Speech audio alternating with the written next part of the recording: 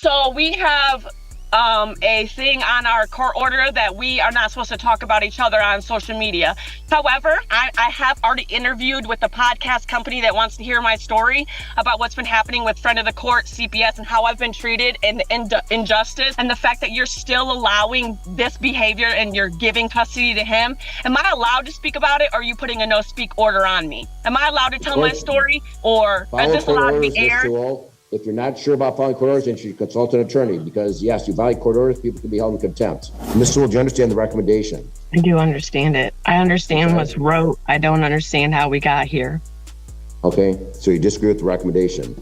Absolutely. You interviewed your children. So your children are 16, 14, 13. This is not like a 6-year-old. So much more weight to be given on the thoughts and input of the children. I can guarantee you that, Ms. Sewell.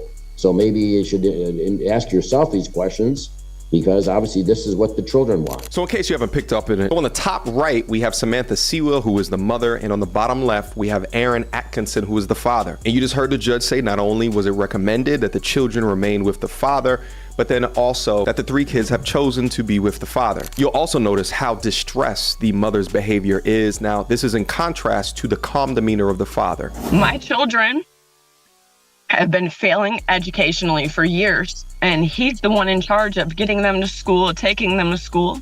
He's been charged with truancy charges.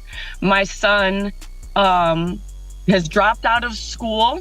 My children are depressed, suicidal, on medication, and all absence of their mother. But yes, continue the same path for them. I feel so bad for my kids, but I feel so bad for my kids' future that they have to live like this. Again, crazy. Accusing your children of such deprived acts without actual evidence to bring to the court is the reason, the direct reason, why they do not like you anymore. She's fluent in emotional yapology, and her ability to cry without tears needs to be applauded. Ending off with the congratulations, you win. It's so performative and demonstrates that they view serious ordeals as a game. But notice throughout all of this, how many words that the father has said. Once they start yapping, you be quiet and let them dig their own grave. So I'm asking you to lift that ban on me being able to speak and me being able to speak about my story. Your request is denied.